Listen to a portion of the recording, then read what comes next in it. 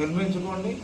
1 లక్ష రూపాయల soft loan కావాలంటే కూడా రాష్ట్ర గృహ నిర్మాణ సంస్థ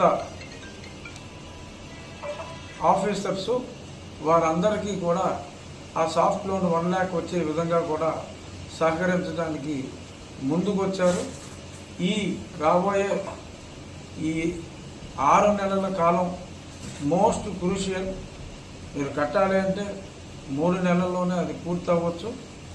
త్వరపడండి, ఈ అవకాశాన్ని వినియోగించుకోండి. లేదంటే మళ్ళా మీకు ఇచ్చిన ప్లాట్ కూడా పోతుంది.